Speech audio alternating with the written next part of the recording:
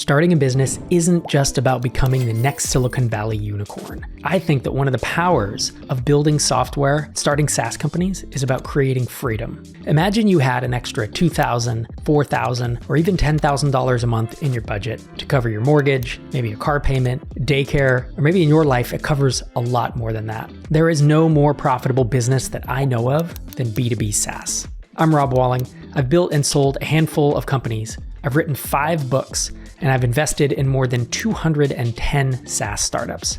I often say that instead of telling me your idea, tell me the problem it solves and for whom. And so in this video, we dug deep into Reddit threads to find 6 real problems that people in a business context are facing and looking to solve. These are ideas that we think have the potential to become real income-generating SaaS companies. These ideas are very unlikely to become billion-dollar outcomes, but just maybe you could build a business that allows you to kiss your day job goodbye. The first idea is inventory management for custom apparel businesses, and we'll link up the Reddit threads for all 6 of these ideas in the description. And in this video, I use the acronym OP for Original Poster, the person who posted the idea. The OP writes, "We are a relatively small company that produces custom apparel for artists, musicians, other businesses, as well as creating and selling our own designs, often one-of-a-kind runs. We sell via bulk runs, e-commerce, and sell at various events. Products we sell on the website are made to order. I need software that does 4 things. Number 1, tracks component apparel, for example, blank shirts, hats, hoodies, etc. Integrates with our Shopify store and accounts for component apparel used for each made-to-order sale. Creates barcodes and SKUs for one-of-a-kind items sold at vending booths, and tracks work-in-progress items, for example, a white t-shirt that was tie-dyed and will likely be used for embroidery later. Obviously, I don't expect free software, but something that costs $100 per month may be more than we can afford at this time. But as the manager, I may be able to convince the owner that paying that amount or more may be necessary." So I think the OP is saying, I don't expect it to be free, but $100 a month is too much if I'm interpreting this. And some of these Reddit threads, I'll admit, are, they write things that are a bit unclear. So we're trying to make an interpretation here. Most of the ideas in this video are focused on a vertical niche. And this is not only apparel, but it's custom apparel. I really like vertical and orthogonal apps because they have a lot of advantages over the competitive bloodbath that horizontal SaaS brings. But if I was going to do any of these, I would personally try to lean into a competitive advantage I have, whether it's an existing network or an audience, or frankly, just some experience or someone I know that's in one of these spaces. You don't need that to start a SaaS. I know so many founders who've gone into spaces where they didn't have experience. But in these tight vertical niches, it is always helpful if you can possibly pile on your competitive advantage. When most of us are starting out, we don't have a competitive advantage in any space. So at a certain point, you do just have to make a decision and move forward. But the more experience you get, the more ideas you try, the more extensive your network, obviously, the more likelihood that you can find yourself with a competitive advantage in one of these spaces. Second idea is integrating ticketing systems across customers. The OP writes, "I'm reaching out to see how managed service providers, or MSPs, are managing the challenge of dealing with multiple external ticketing systems when the communication happens via email rather than API integration. We work with clients who use platforms like Topdesk, Freshservice, ServiceNow, and others. Since there's no API integration in place, all communication comes in the form of emails, which are then processed in our own ticketing system. This setup has proven to be a constant headache. Here are the core issues we're facing. The first is email formatting inconsistencies. External ticketing systems send emails in wildly different formats, making it tough to parse and automate ticket handling consistently. Auto reply loops. It's all too common for auto replies to create endless loops, with both systems firing responses back and forth. This clogs up our system and creates a lot of noise. Manual ticket management. Despite efforts to automate, we often have to manually merge responses, assign tickets correctly, or even identify duplicate tickets because the email integration is far from stable. And the fourth is customization challenges. Even with customer-specific configurations to handle emails better, it's fragile. One slight change in the external ticketing system's email behavior can break the whole setup. We've tried building rules and filters, but they can only go so far. The entire process feels duct taped together, and I can't shake the feeling there must be a better way. And maybe, just maybe, if you know what an MSP is, The better way might be you building some software. But first, of course, it would be some type of validation. Is anyone else searching for this? Do you see any other threads anywhere on Quora, on Stack Exchange? Do you see any Google keyword searches for this type of tool? Or do you just see Reddit threads? Can you do cold outreach to folks who are in the same position as this person? Because one person's need does not define a market. But if the need is desperate enough and enough people have it, and you can get into conversations with even a handful of folks who share this same pain, this may be something you want to tackle. Idea number 3 is an ERP for small manufacturing facilities. So the OP, paraphrased, writes, we have a small dietary supplement manufacturer in the US, about 30 employees, and we need to upgrade our system to a unified ERP.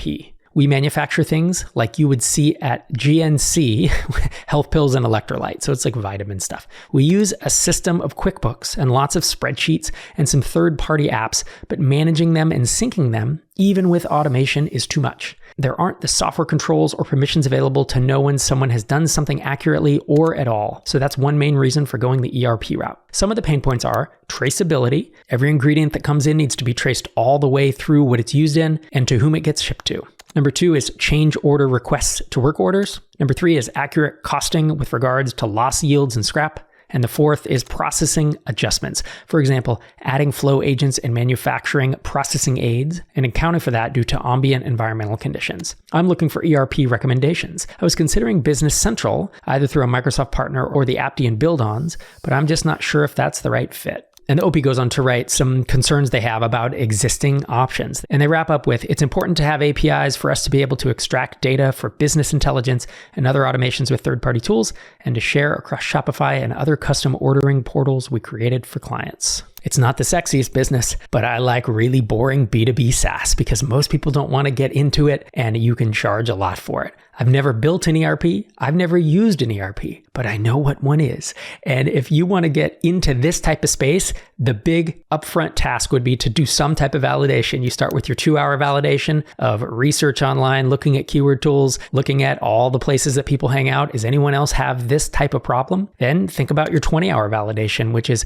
outreach and talking to folks who might have this problem, as well as potentially building a landing page and sending people to it. And then, of course, 200-hour validation, if you get there, is building the MVP. In this case, you're building an ERP. It's not going to take 200 hours. It's going to take a lot more. So this would be a case of 220 and then something more than 200 to get an MVP in people's hands. This is a type of software that you would need to charge a lot of money. This is not a $50 a month, $100 a month app.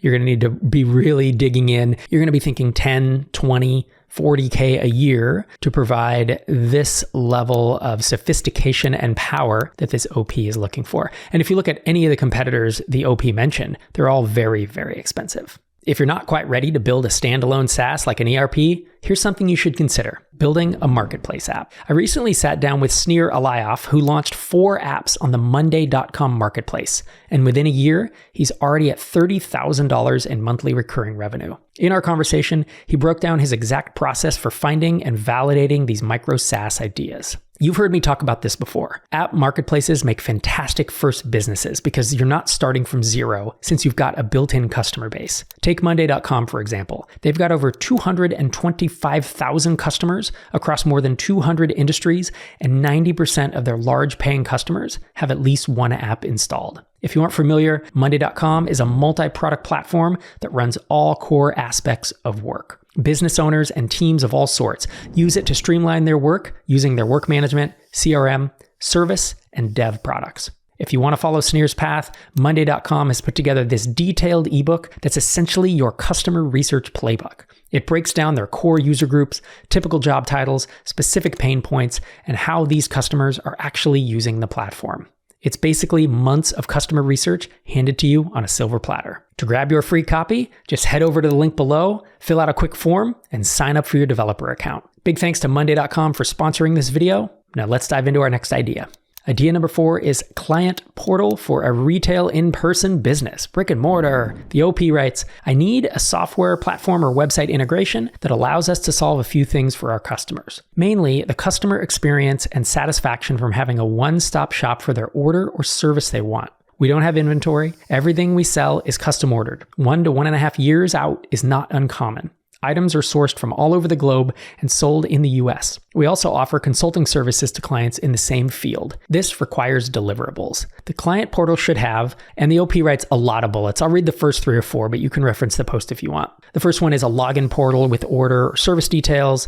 Second is approval process workflow with contracts to sign by the client, PO and invoicing, file management for documents and pictures, integration with Dropbox is fine. And then, there's 7, 8, 9, 10 more bullets that you can reference if you're interested in this one. The OP wraps up. Above are some of the features I would like. Some I'll have to rely on API connections from other systems. Do you want to build software for brick and mortar businesses? I don't know, could be an untapped market. Or could be a problem that only this one person has, or could be a very small market. As with all these ideas, they haven't been validated. We've just encountered problems on the internet. This is the very tip of the spear in terms of doing research online to find real problems that real businesses are experiencing. And in theory, these real businesses should be willing to pay for. That's the seed of a great startup idea. Idea number 5 is a simple MAM, Media Asset Management. Mostly videos, and at the least for one-person content creators. Simple, budget-friendly. We tweaked this original post to make it easier to read, but the OP writes, I'm a solo content creator who's wasting too much time sifting through B-roll or having to reshoot footage because I can't remember what I have. I spent hours yesterday going through various options. KYNO, though it's dead now, Edit Ready, and I'm currently trying out Vidoo. Vidoo isn't bad, though it's very clunky. They're a tiny team and don't update enough, so necessary features aren't being added, and it sometimes creates additional workflow. My other option was to pay for an advanced MacBook Finder and just tag and write descriptions. The OP wants it to be available offline, to manage 1 to 2 existing hard drives, to ideally be a one-time solution. Ooh, not a subscription. No. See, I would personally be vetting, does anyone else willing to pay a subscription? The OP has talked a lot about it being simple and budget friendly, and usually that's a real recipe for a high churn, high demand. Like, I want this to do everything for $20 a month or $200 one time.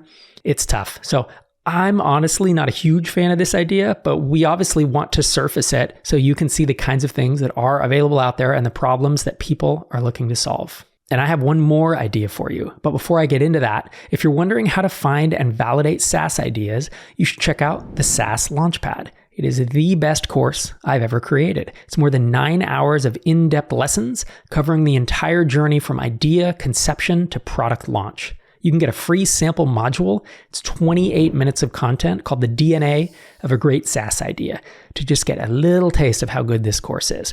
I've never released it anywhere else. And if you go to saaslaunchpad.co and click the Start Free button, you can download that today. All right, let's dive into our 6th and final idea for this video. It's a museum cataloging app. The OP is looking for a museum cataloging app that's price accessible for small historical societies. The main one, Past Perfect, is over $1,000 and does not have full mobile capabilities. So my question is that $1,000 a month or a year? Because if you want something for less than $1,000 a year, man, it better be self-serve, it better be crazy simple, and it better not need any new features. It should be feature complete after, months of development. Back to the OP's post. Even though it's a one-time purchase, oh no, this is another one. This is so interesting. And this shows you, as you walk through ideas on the internet, to pay attention to this kind of stuff. You're hearing my commentary as I'm going through it of saying, ooh, this is a pitfall that I wouldn't want to sell to this particular customer, because if they want to pay one time, I'm not interested. I'm in to build a subscription business. And so as you do research and look for ideas, you're going to pick up on these little yellow flags that I'm trying to point out to you. So I hope they're helpful. I'm going to continue with the OP's post. Even though it's a one-time purchase, a lot of groups don't have spare computers lying around or can't access their whole facility from one desktop computer. And then you need cameras. An app that volunteers could download to use their own mobile devices and upload to a central database would help beyond measure. An annual or monthly subscription would be ideal. Oh, here we go. So the person is open to a subscription. Something where it measured the number of users accessing at once versus how many devices, because volunteers come and go. Yeah, so I'm jumping in here. You would want to do like monthly active users. So you don't do named users, but you would say however many users were active in a given month or a given quarter, probably a month, then the pricing would be based on that. Back to the OP's post. It would just need to be database input items with a few different options that could export to a spreadsheet as needed and a place to upload photos.